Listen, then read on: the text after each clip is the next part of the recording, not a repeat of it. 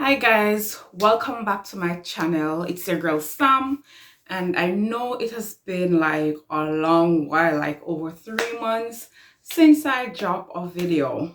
Guys, it was a rough, like literally a rough semester for my previous semester that I just completed.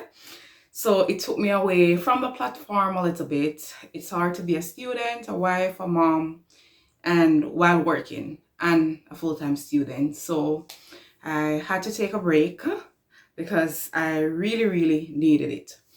So I got a lot of comments, I got a lot of messages in my inbox, people asking me questions, what my monthly expenses are like, what is Nova Scotia like, what is daycare like, and all of that. So in this video, I decided to speak about what my monthly expenses are like in Canada so that persons can have an idea of how to budget and how much to budget if they decided to come to Canada.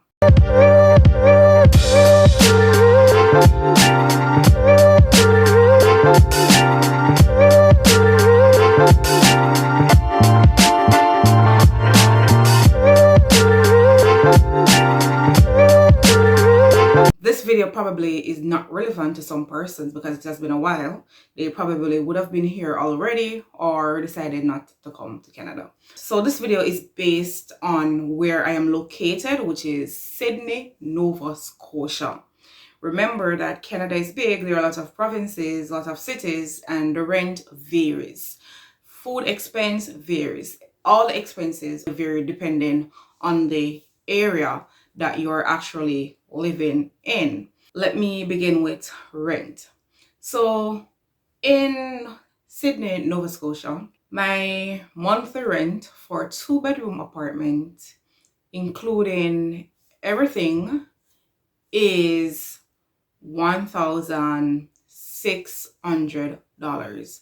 When I said everything, I mean eat. Sorry, not included. I pay $100 every 2 months for power, but the eat is included. So 1,600 every month, right? $100 every 2 months. So per month, that's power is like $50 per month for me. Remember that the power varies as well, depending on how much you cook, how much you open and closes your fridge, you use everything that you use power. It depends on how much you use that. I wash only on the weekend because it is cheaper to wash on the weekend than any other day in the week. Or you can wash between 11 p.m. and 7 a.m. in the night. It's cheaper. So I don't wash in the week, or if I'm washing in the week, every now and then, it has to be past 11 p.m. because that's a cheaper time to do your laundry. So with that being said, 1,600 plus $50, which is half of that $100 that I pay for power every 2 months, that's 1,650. Also, bear in mind that I got this place almost a year ago, so don't expect to get a similar place for similar price because everything is going up. Every year, things going up. Every month, couple months, things are going up. It is ridiculously insane how things are getting so expensive so fast. But I know persons who are paying like more than what I am paying for somewhere that is not furnished because I got my apartment furnished. So another expense to take into consideration is that if you're coming to Canada with children that you're going to need daycare for, then you also need to budget for that. If your child or children is below age 3, then you can look at a monthly payment of $570 for your child. So that is for children who are below the age of 3 years old. That's what I was paying. That's what I started paying. When my son turned 3, I started paying $470 because the older they get, the cheaper it becomes. And I think the daycare only keep them up until 4 years old anyways. So after that, it's time for them to start what you call at school. In my country, they call it basic school, like, or preschool, whatever they call it here. So that's what you're looking at for daycare, the cost of daycare here. There are a lot of persons who applied for subsidy, and what that is, it's based on how much you're earning. It depends on how much you can get to reduce the amount that you pay for childcare. So remember that it depends on you how much you're earning. Some people might get full subsidy in the sense that they pay little, like $0, depending on how much they're working. When I just came here, I was here alone. If my son was here with me at that time, I wouldn't pay anything for daycare because I was earning little to nothing when I just came here. However, my son is here. I applied for subsidy and I was told that I am not qualified because I am working too much. But guys, when I say too much, it's not a lot because you and I know how the Canadian tax system is. So you might work an amount here, but you have expenses here as a student. You have to pay tuition, you have to do this, you have to do that. If you have expenses back at home like myself, then you'll also know that you have a lot of bills to take care of. So I have to pay the full amount. When my son turned 3, I started paying $470 per month. So that's rent, $1,600. That's power bill per month is about $50. I'm currently paying $470 for my son. So you do the math. Before the $470 it was $570. Then you have to think about your phone bill. I currently pay $45 for my phone bill, for my phone plan. And if you are a couple, you need to multiply that by 2, somewhere about there. So for me and my husband, our phone plan is roughly about $90 per month. For food, funny enough, when I was doing my research to come to Canada, that was about late 2021. Yeah, late 2021. And I saw a lot of videos with persons saying how they spend $75 in food per month. And I was really fascinated by that because I was like, food must be really cheap in Canada for them to be paying only $75 for food. But being here by myself, experiencing things on my own, with my own experience, there's no way on earth that you can spend $75 on food per month. And I'm talking in the case if it's you alone. When I was here by myself, I was probably paying $75 for food, probably per week, because food will run me, well, not per week, but I usually spend like about $250 for food when I was here by myself per month. Probably some persons pay $75 because they might be going to the food bank. And this is why I'm doing this video, so you guys have an idea, because a lot of persons are putting videos out there, but they're not being truthful to say, hey, it cost me this because I'm going to the food bank. It cost me that, or, you know.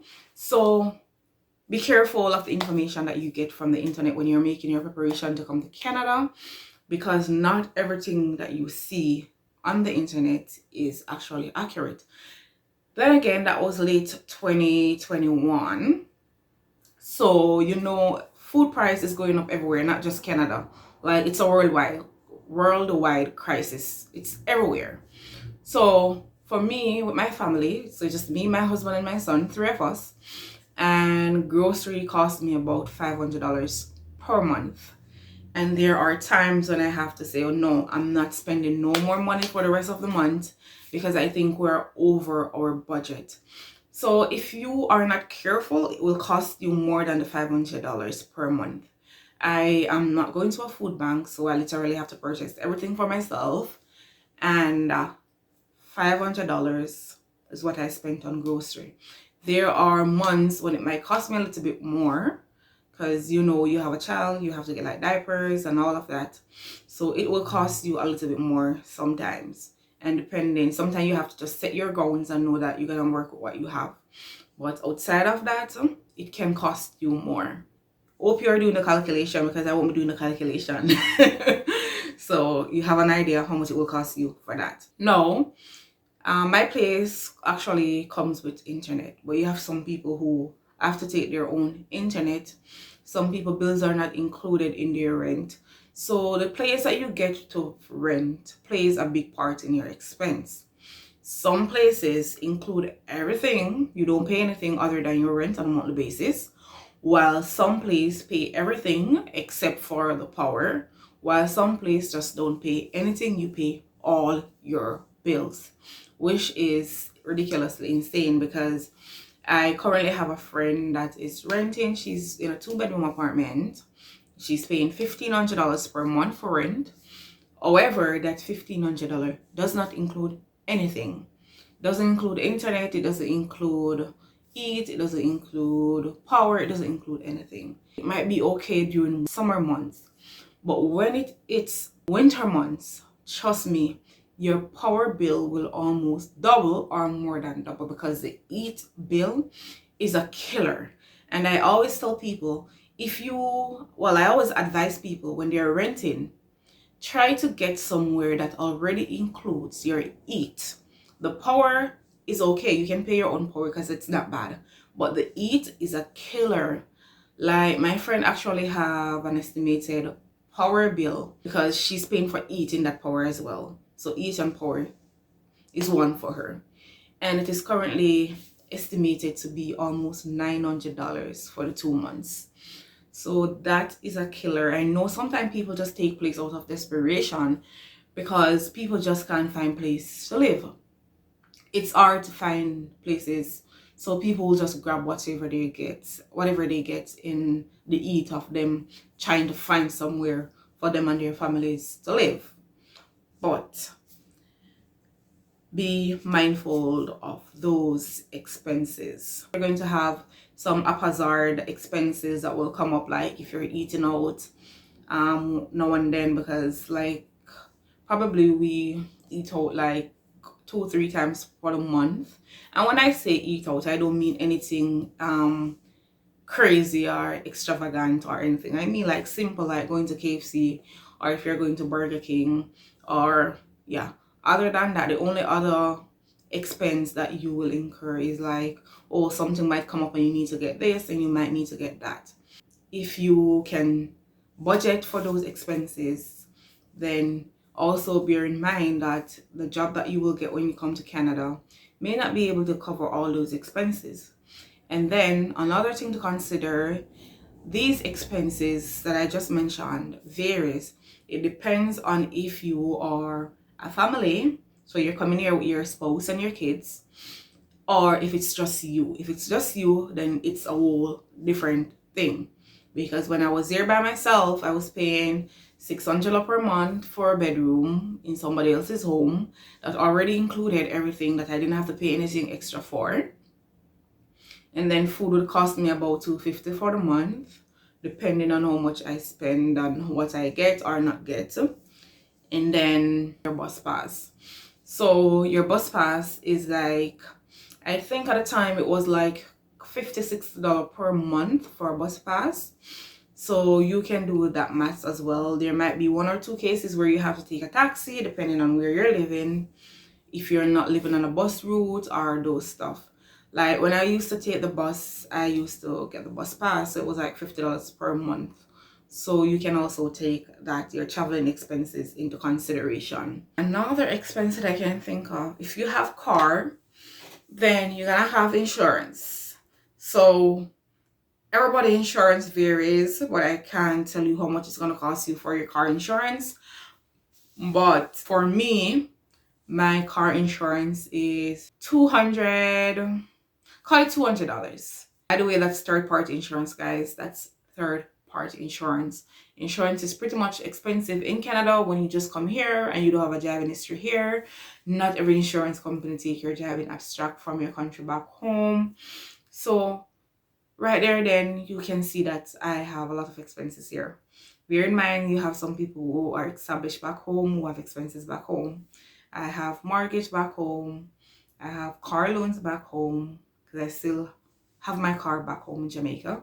I have life insurance back home. I have investments there. So it can be stressful to have so much expenses here plus expenses back home. And that is the reason why I say when you're planning to come to Canada, you have to come prepared and you have to plan very well and execute your plan, because it's hard to take care of expenses in two different countries. But those are the major expenses. When you just come to Canada, you probably don't have that insurance expense. While you have some persons, as soon as they come to Canada, they get a car. It took me, I am here since August 2022. So I'm here about 16, 17 months, and I literally just got a car. So that expense just added to what I already had. I can't think of any other expenses to add to the list. So there you go. You have an idea of how much or what your expenses look like. Don't forget that your expenses varies depending on your location. I also know that as an international student, the amount that you need to show for proof of funds has doubled. Yes, doubled. So I know this will hard for prospective or students who were actually aspiring to come to Canada, because yes, it was 10,000 Canadian, but now it is double, so that's more money. The pressure is on. But I wish you guys best of luck and all the best in your future endeavors. And if it was your dream to be in Canada, I just want to encourage you guys, don't give up. Just keep pressing on and pray, have faith, and everything will work out in due time. So I'm going to be out. Don't want this video to get any longer. So I'll see you guys in my next video. Don't forget to like the video, share, and subscribe if you haven't done so as yet. And peace out.